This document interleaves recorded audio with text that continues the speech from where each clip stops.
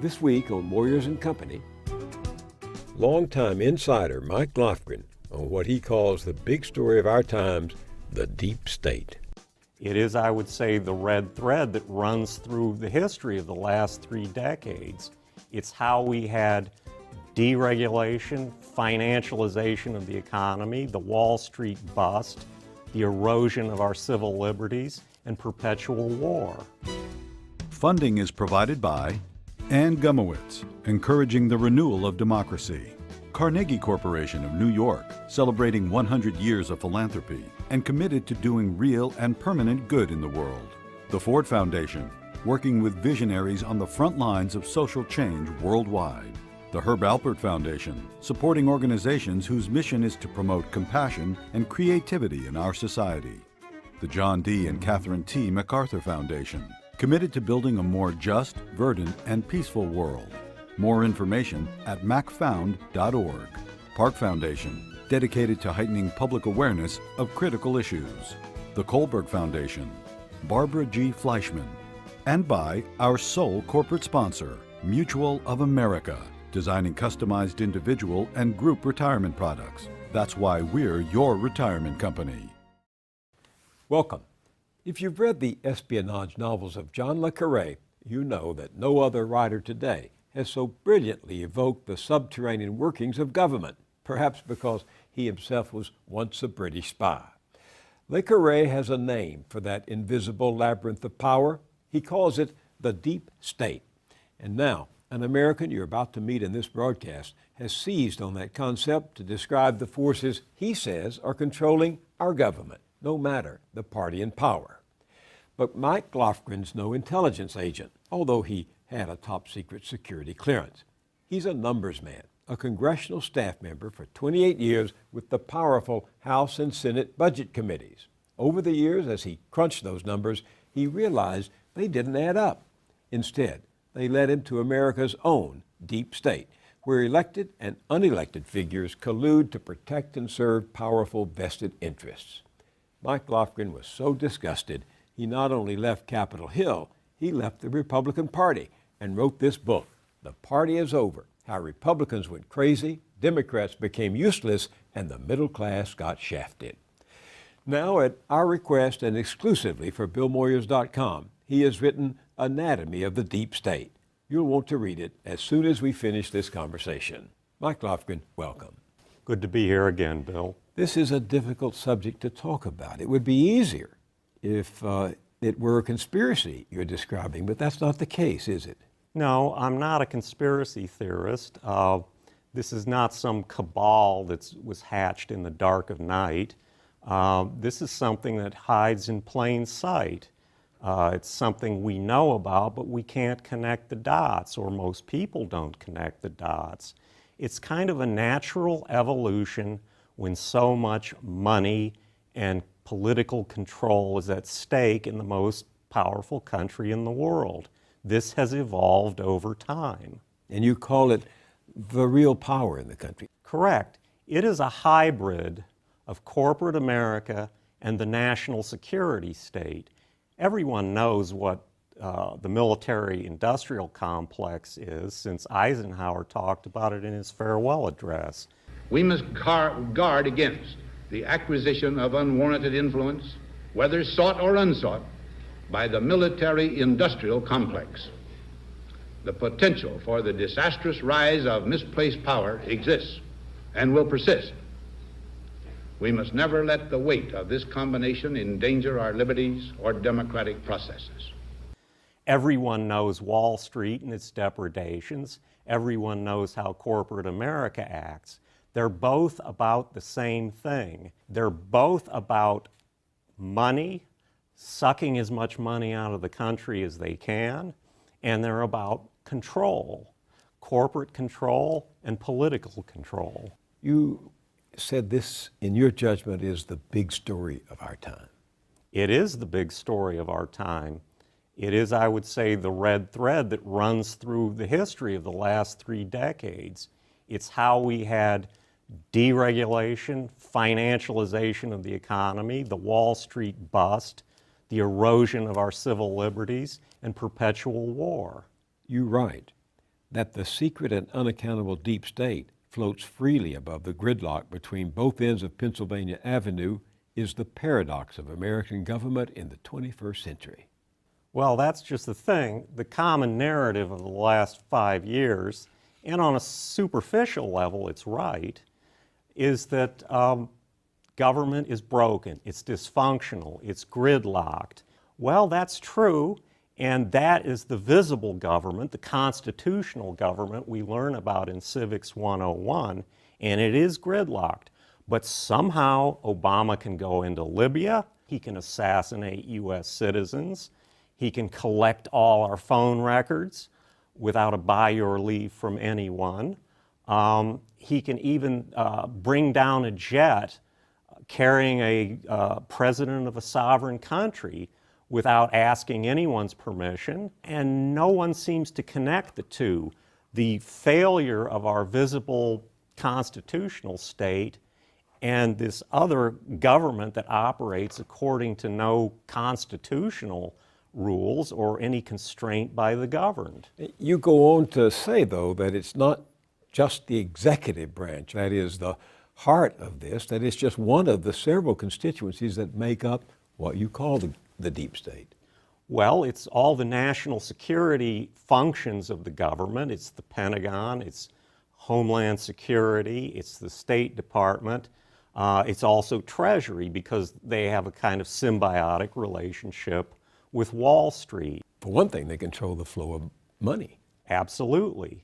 And that's why there's such a flow not only of money but of personnel between Wall Street and the Treasury Department. There's other aspects of government. There's a portion of the judiciary, a small portion of the judiciary, the so-called Foreign Intelligence Surveillance Courts. Most of Congress doesn't even know how they operate. Talk a little bit more about the nexus, the connection between the national security state and Wall Street, because this is a theme that runs through your essay. Do you know that about 30 blocks north of here, there is a restaurant that will sell you a truffle for $95,000? Also in New York, Christie's sold at auction a painting by Francis Bacon for $142 million. Now, a parallel situation with the national security state, the NSA spent $1.7 billion to build a facility in Utah that will collect 1 yottabyte of information. That's as much information as has ever been written in the history of the world. It costs $400 by the time the Pentagon finishes paying contractors to haul 1 gallon of gasoline into Afghanistan. That's a real extravagant amount of money. In both cases of the national security state and the corporate state, they are sucking money out of the economy as our infrastructure collapses. We have a Tinker Toy power grid that goes out every time there's inclement weather. Tens of millions of people are on food stamps. We incarcerate more people than China, an authoritarian state with 4 times our population. Does anyone see the disparity between this extravagance for the deep state and the penury that is being forced on the rest of the country? That isn't a natural evolution. Something made it happen. We're having a situation where the deep state is essentially out of control, it's unconstrained. Since 9/11, we have built the equivalent of 3 Pentagons around the DC metropolitan area, holding defense contractors, intelligence contractors, and government civilians involved in the military-industrial complex. There are over 400,000 contractors, private citizens, who have top secret security clearances. And they are heart and soul of the deep state, as you describe it. Absolutely. They're being privatized, which means the power shifts from accountable officials to unaccountable contractors. About 70% of the intelligence budget goes to contracts. How new is this? I mean, back in 2010, the Washington Post published a stunning investigation of what the editors called Top Secret America. I mean, we have known about this, have we not? Yes, we know about this, but the intelligence functions of the government are too important to outsource in the manner we have.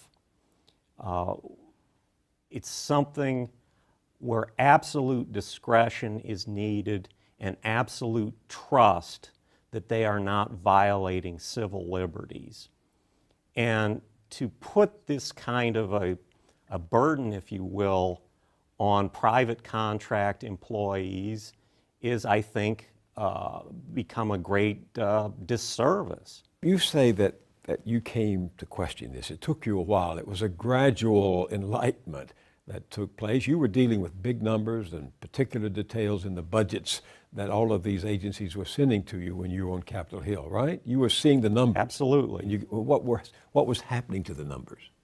At the end of 2001 is we appropriated a lot of money, and it didn't seem to be going to Afghanistan, the proximate source of the 9/11 attacks.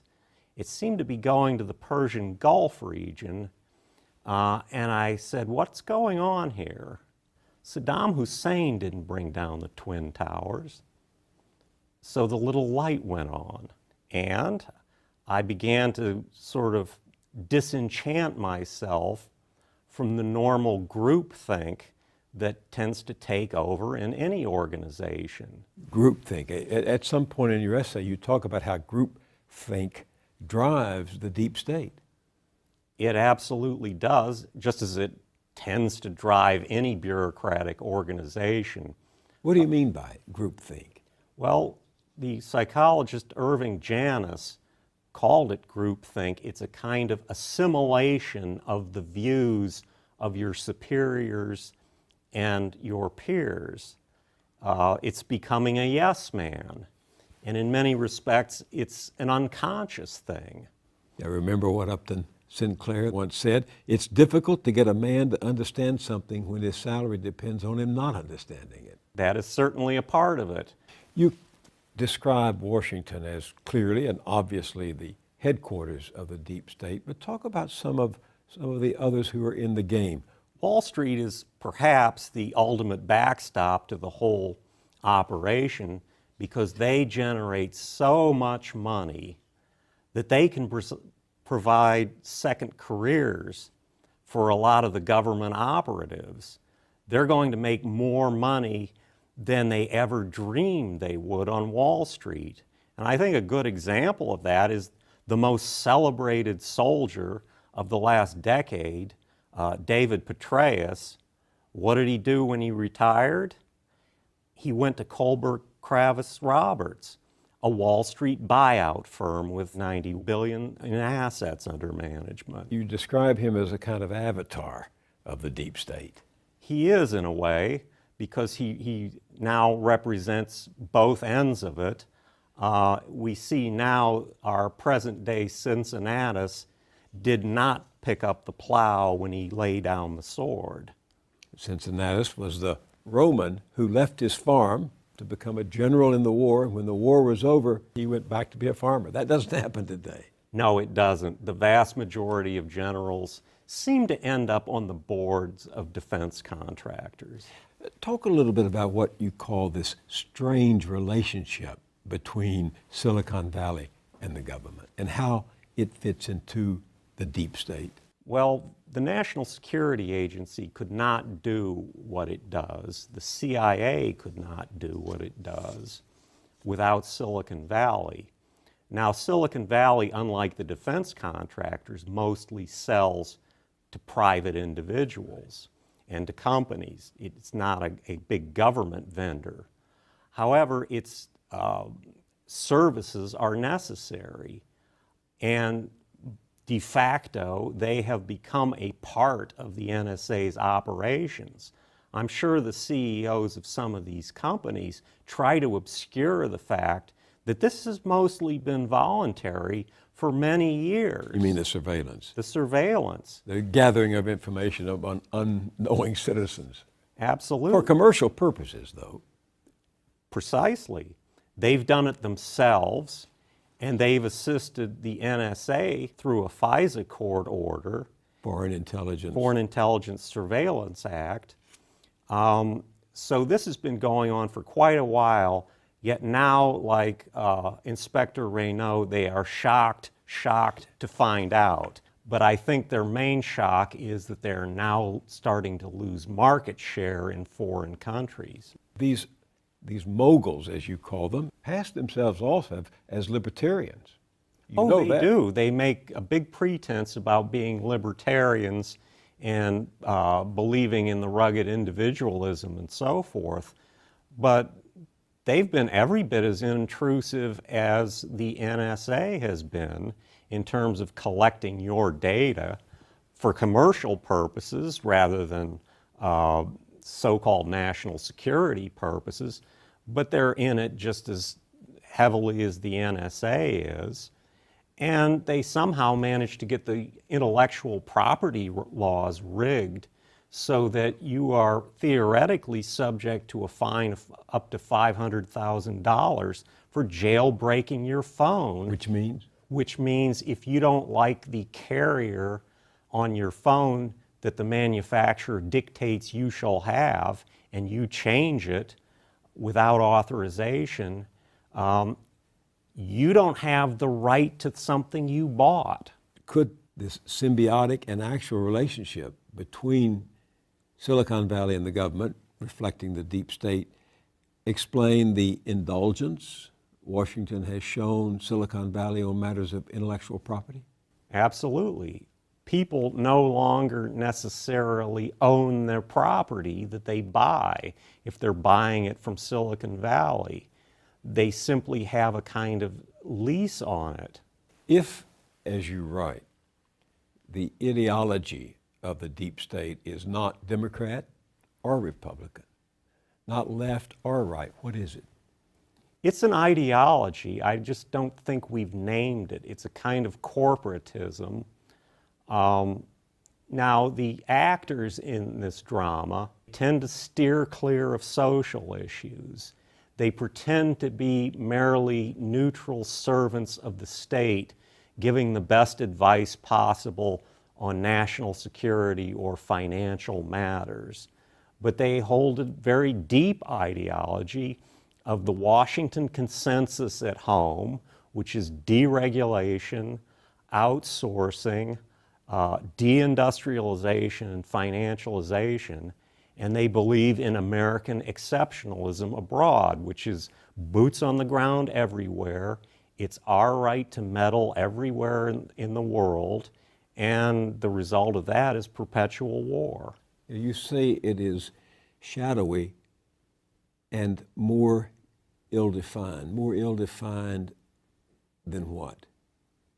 It's more ill-defined than simply saying Wall Street or saying the military-industrial complex or saying Silicon Valley or the corporations.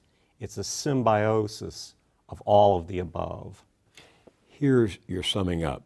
Quote, as long as appropriations bills get passed on time, promotion lists get confirmed, black or secret budgets get rubber stamped, special tax subsidies for certain corporations are approved without controversy, as long as too many awkward questions are not asked, the gears of the hybrid state will mesh noiselessly.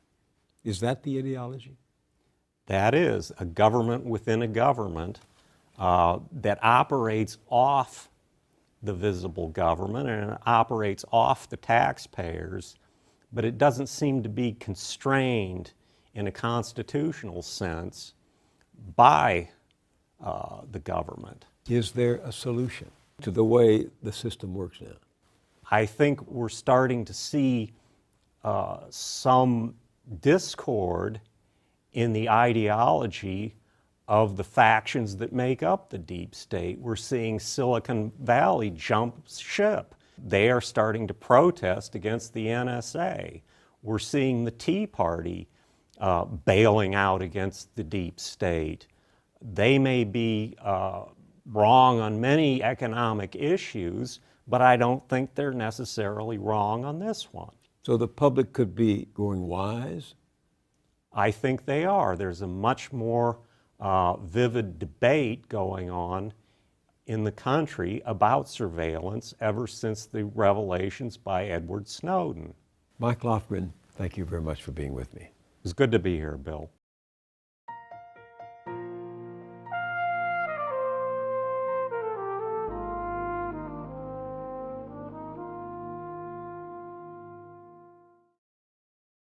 Thanks to the journalist Lee Fang, we have another revelation into how the deep state enterprise works. Writing for the Republic Report, a nonpartisan, nonprofit that investigates money in politics, he takes up that controversial trade deal called the Trans-Pacific Partnership that President Obama is trying to push through Congress with minimum debate and no amendments. Controversial because some of its provisions reportedly enable corporate power to trump representative government, even go around domestic courts and local laws. One is said to prevent governments from enacting safeguards against another bank crisis. Another, to empower corporations to sue governments for compensation if, say, environmental protections or regulations on tobacco and drugs interfered with future profits. Because of the secrecy, we don't know everything that's in the draft agreement. Senator Elizabeth Warren calls it a chance for these banks to get something done quietly out of sight that they could not accomplish in a public place with the cameras rolling and the lights on. Which brings us to two officials chosen by President Obama to lead those trade negotiations. Lee Fang reports that they received multi-million-dollar bonuses as they left giant financial firms to join the government. Bank of America gave this man, Stefan Selig, more than $9 million in bonus pay as he was nominated to become the Undersecretary of Commerce for International Trade. And this man, Michael Froman, got over $4 million when he left Citigroup to become the current U.S. Trade Representative. Now, both are no doubt honorable men. They are all honorable men. But when push comes to shove and the financial interests of huge corporations are on the table, we can only hope they will act as independent men, not faithful servants of the deep state. But given the secrecy, we may never know. According to Lee Fang, many large corporations with a strong incentive to influence public policy give executives bonuses and other incentive pay if they take jobs within the government. Among them, Goldman Sachs, Morgan Stanley, J.P. Morgan Chase, the Blackstone Group, Fannie Mae, Northern Trust. Citigroup even provides an executive contract that awards additional retirement pay upon leaving to take a full-time, high-level position with the U.S. government or regulatory body. I'm not making this up. You get a bigger incentive if you leave Wall Street to go regulate Wall Street. So it is the fox is groomed for the chicken coop, and the deep state grows fat on its prey.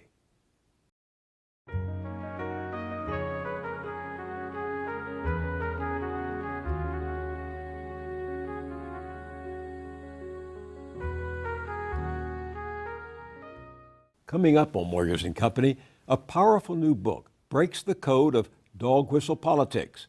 Dog whistle politics doesn't come out of animus at all. It doesn't come out of some desire to hurt minorities. It comes out of a desire to win votes. And in that sense, I want to start using the term strategic racism.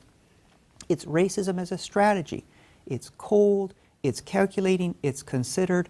It's the decision to achieve one's own ends, here winning votes, by stirring racial animosity. And here's a hard, difficult truth.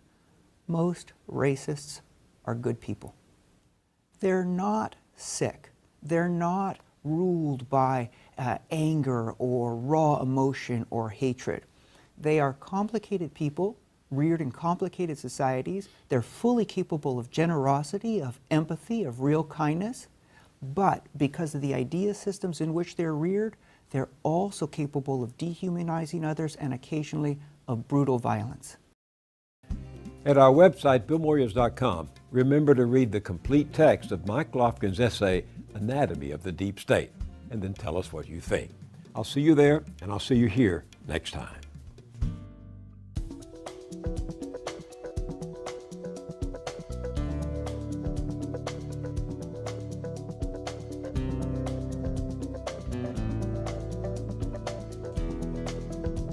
Don't wait a week to get more Moyers. Visit BillMoyers.com for exclusive blogs, essays, and video features.